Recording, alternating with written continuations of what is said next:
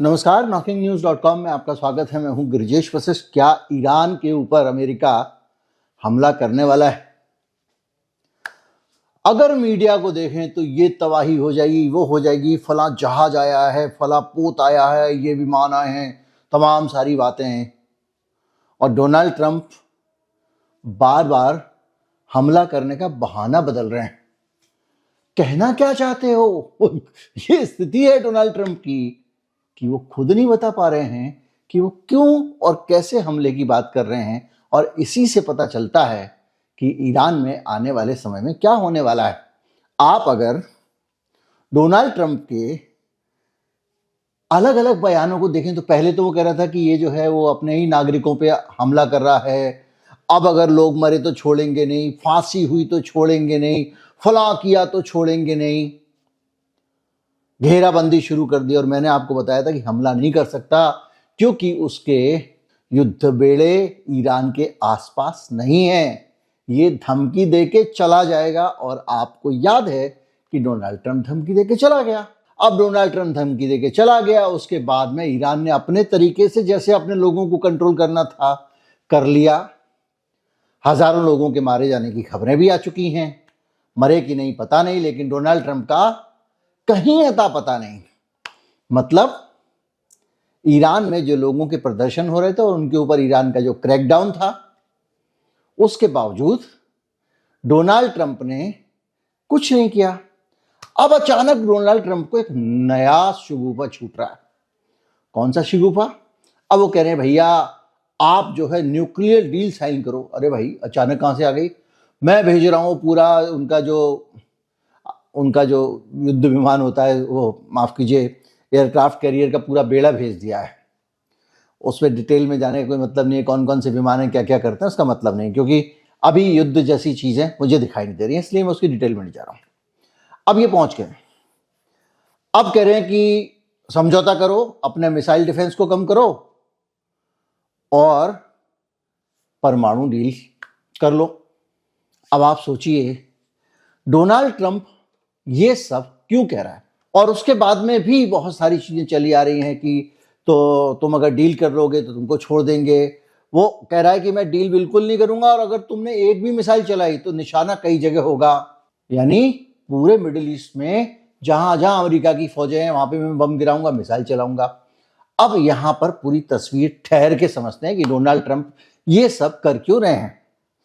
देखिए, अमेरिका में Donald Trump की हालत खराब है, अप्रूवल रेटिंग खराब आ चुकी है। अमेरिका में डोनाल्ड ट्रंप के लिए अपना पद बचाना मुश्किल है। पद रहेगा लेकिन पावर नहीं रहेगी, मैं आपको समझा चुका हूं। मुश्किल है, कोई उसको पूछ नहीं रहा है। तो डोनाल्ड ट्रंप इस तरह के हालात खड़े कर रहे हैं। कैसे कर रहे हैं? पहले उन्होंने अपने देश में लोगों को कहा मेरी जान को खतरा है, अगर मेरी जान जाती है तो मैंने निर्देश दे के रखे हुए हैं कि तुरंत जो है उसका नक्शा धरती से मिटा देना। और यह भी कहा कि ईरान की तरफ से मेरी जान को खतरा है। यह भी एक प्लान था। तो कैसे अलग अलग तरीके से वो आदमी माहौल को गर्म कर रहा है। अब गर्म करने के पीछे मकसद क्या है? क्या वो उस पर हमला करेगा? 1% चांसेस भी नहीं है कि कोई युद्ध होगा। अगर हमला किया भी तो ये फॉर्मेलिटी वाली एक स्ट्राइक कर देगा, इज्जत बचाने के लिए। भाई ईरान एक डाल दे रहा हूं यार प्लीज, एक जैसे वो सेल्समैन आता है ना दुकान वाले के पास, वो कह रहे नहीं मुझे नहीं रखना यार, एक डब्बा ले ले, एक डब्बा ले ले। उसी तरह से भाई एक बम डलवा लो बस, मेरी रह जाएगी, नाक बच जाएगी, ये सीन होने वाला है।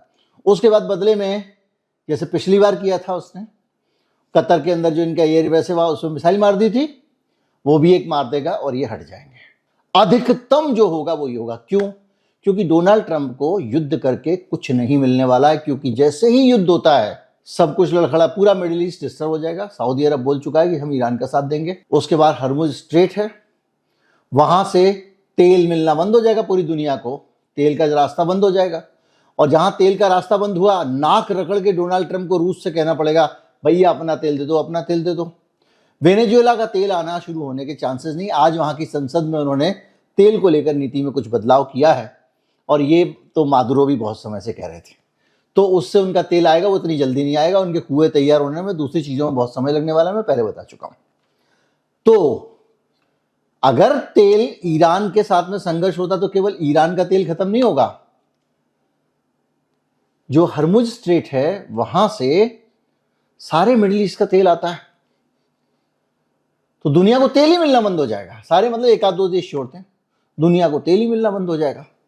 उधर लाल सागर में भी हूती बैठे हुए हैं, सुएज कैनाल से अमेरिका का तेल भी नहीं आ पाएगा, तो तबाही मच जाएगी भैया, ना आ पाएगा ना जा पाएगा। तो क्या होगा? अमेरिका अफोर्ड कर सकता है युद्ध, इस वाले युद्ध को लाना? नहीं कर सकता। ईरान बड़ी ताकत है इस मामले में। दूसरा, ईरान कमजोर है क्योंकि उसकी मुद्रा गिर रही है, अंदर के फ्रंट पे वो कमजोर है, इस पर कोई शक नहीं। उसके यहाँ पे आंतरिक असंतोष भी अभी उभरा है, लेकिन उसने अभी नियंत्रित कर लिया तो दोबारा तो उठेगा नहीं। लेकिन जो उसका स्ट्रक्चर है, उसकी जो सेना है, उसके गार्ड हैं, वो सब लोग, जो नेशनल गार्ड है उनका, वो सब लोग बहुत स्ट्रांग है, इंटीग्रेटेड हैं, यानी मुकाबला करने के लिए तैयार हैं। जो खबरें हैं वो ये कहती हैं कि ईरान के जो ड्रोन हैं वो इतने शक्तिशाली हैं कि वहां यूक्रेन को बर्बाद करने में ईरान के ड्रोन्स की भूमिका ज्यादा है रूस के बाकी हथियारों से, और वो दिन रात धड़ाधड़ छापे जा रहा है। ड्रोन ऐसा हथियार है जिसके लिए सालों नहीं लगते, प्रशासन नहीं चाहिए, फैक्ट्री में छपता है वो, दनादन एक दिन में 5,000 10,000 बना सकते हो अगर आपके पास अच्छी कैपेसिटी है तो छापे जा रहे हैं। उसकी मिसाइल, और आपने देखा उसकी कैसी मिसाइल है, उनको कोई रोक ही नहीं सकता, अमोघ मिसाइल है, ऐसी मिसाइल की दुनिया में आज तक किसी का थी नहीं, पिछले दिनों पता चल गई। और वो अगर हथियार फेंकेगा और उसने इजराइल पे 2-4 टपका दिए तो डोनाल्ड ट्रंप का सरदर्द और बढ़ जाएगा, अमेरिका में मुंह दिखाना मुश्किल हो जाएगा। तो अमेरिका में ये डोनाल्ड ट्रंप कर क्यों रहा है? ये बड़ा सवाल है जो आपके मन में आता होगा। डोनाल्ड ट्रंप ये इसलिए कर रहा है कि वो अपने घर में, ये सारे नेशनलिस्ट ऐसे ही होते हैं, इनके पास में इनको जब कुछ करने को नहीं मिलता तो देश पे संकट की बात करते हैं और उसको बेचना शुरू कर देते हैं। अब वो ये दिखाएगा कि ईरान देखिए, मैं इसको महाशक्ति नहीं बनने दे रहा हूं, इसको मैंने कमजोर करके रखा हुआ है, फला किया हुआ, कुछ तो भी ड्रामे, और ये इसलिए करेगा ताकि वो इजराइल को चुनौती ना दे सके ईरान। पर ईरान इजराइल को चुनौती देने में सक्षम है, ये पिछले दिनों तय हो गया। इसके साथ साथ खाड़ी देशों पे भी एक दबाव बन पाएगा कि देखो भाई, ईरान से पंगा लिया है, मैं ले सकता हूं। ये सब चीजें जो हैं वो दिखाने की कोशिश करेगा। दूसरा, न्यूक्लियर डील साइन करने के लिए ईरान को अगर वो मना लेता है, मजबूर करना तो बहुत बड़ी बात है, तो एक तरह से स्वीकारोक्ति हो जाएगी। क्या हो जाएगी? वैधता आ जाएगी। हाँ भाई, हम बॉस हैं और हमने ईरान से न्यूक्लियर डील साइन बनाई है। तो बाकी मिडिल ईस्ट वालों ध्यान रखना, ट्रंप अभी जिंदा है, देखा ईरान को झुका लिया मैंने। ये चीज जो है ना, ये अपने आप में पूरा यूरोप, पूरा इजराइल, अरब देश, सबको एक नए सिरे से ये संदेश दे पाएगा कि बॉस, मैं बॉस हूं अभी भी दुनिया का, और अमेरिकी कांग्रेस के अंदर जाके भी मुंह दिखा पाएगा। पर इन लोगों के लिए इससे ज्यादा बड़ा मकसद दूसरा है। वो मकसद क्या है? वो मकसद है घर में अपनी राजनीति बचाना। मैंने आपको बताया था कि मध्यावधि चुनाव आने वाले हैं और मिड टर्म पोल में डोनाल्ड ट्रंप की टांगें कांप रही हैं। तो खुद को अगर बचाना है अमेरिका के चुनाव में, तो कुछ ना कुछ सेंसेशन चाहिए। ईरान पे दबाव बना के वो अपने घरेलू वोटरों को एड्रेस कर सकता है। अब कैसे करेगा? पहले उसने ये मानवाधिकार के नाम पे हमला करने का पहले एक बहाना बनाया था, याद कीजिए, कि भाई वो वहां पर अपने नागरिकों पर अत्याचार कर रहा है। लेकिन इसके जो वोटर है ना, उनको मानवाधिकार समझता ही नहीं, उनको इससे मतलब ही नहीं है। ठीक है, मानवाधिकार, काय का मानवाधिकार? कोई मानवाधिकार नहीं होता है। तुम तो अमेरिका फर्स्ट करो, तुमको क्या जरूरत पड़ी है कि ईरान के मानवाधिकार की? तो डोनाल्ड ट्रंप ने क्या किया? उसको मामले को तुरंत वापस ले लिया। अब इस नए वाले में क्या करेगा वो, कि अपनी अमेरिका के, देखा हम 56 इंची हैं, हमारा झंडा बुलंद है, हम जाके ईरान तक को धमका के आ गए, कोई नहीं धमका पाया, बाइडेन ने ये नहीं किया, बाइडेन ने वो नहीं किया, मैंने कर दिया, ये बोलता है। एक चीज और, वो वहां पर ये दिखाने के अलावा इजराइल लॉबी जो है वो तो बहुत स्ट्रांग है वहां पे, उसको संतुष्ट कर सकता है, क्योंकि इजराइल लॉबी ईरान पे हमला करने से खुश होती है और वो बहुत शक्तिशाली हैं, उनके पास पैसा भी है और वो चुनावी माहौल में एक स्ट्रांग लीडर की छवि भी बना लेगा। डोनाल्ड ट्रंप देखा कितना दम है, जाके ईरान को झुका के आ गया। तो ये जो इसके मकसद है ना, वो ये मकसद है कि वो सिर्फ और सिर्फ अपनी राजनीति, अपनी फीत लगाना देखा डोनाल्ड ट्रंप, इसके अलावा कोई मकसद नहीं है। और इसीलिए वो आक्रामक बयान दे रहा है, लेकिन ईरान तो उससे डबल बयान दे रहा है। उसने कहा खबरदार, जरा हिम्मत भी की तो मैं तुम्हारे सारे के सारे उड़ा दूंगा। और ये जो चीज है ना, ये डोनाल्ड ट्रंप को मजबूर करती है कि भैया कुछ करो, और करोगे तो बहुत कुछ हो जाएगा, ये ईरान जानता है। तो ऐसी जगह पे अटक गया है मामला कि डोनाल्ड ट्रंप करना तो कुछ नहीं चाहते थे, ऑपरेशन सिंदूर मान लीजिए। हम तो चाहते थे फोकस बनाए अपने देश के अंदर, कितना देखा घुस के मारा है बस। अब वो जब वहां पे घुस के मारने गए कबड्डी, वहां 4 आदमियों ने पकड़ लिया। अब पकड़ लिया तो जो हम जाके घुस के मार सकते हैं वो वाला सीन तो बचा नहीं। अब आप किसी तरह से वापस आ रहे हो और सीन को यहाँ पर मैंने देखा टांग पकड़ के ऐसे कर दिया, वैसे कर दिया, सामने वाला करा, मैंने उसको 2 बार मारा, ये सब फालतू का दिखा रहे हैं। वो ड्रामा जो दिखाने वाला है वो डोनाल्ड ट्रंप कर रहा है। वो ये बताना चाहता है कि ईरान को मैंने ठीक कर दिया, तो उसके लिए वो हो सकता है एक आध मिसाइल गिराए। भैया एक खरीद लेना, मेरी नौकरी बच जाएगी, मेरा टारगेट पूरा हो जाएगा, दूध 2 बिस्कुट खरीद ले, इस टाइप का मामला है डोनाल्ड ट्रंप का। तो अगर कुछ हुआ भी तो डोनाल्ड ट्रंप का इसी तरह का कुछ टकराव होगा, क्योंकि मानवाधिकार पे तो वोट इसको मिलने वाले नहीं है।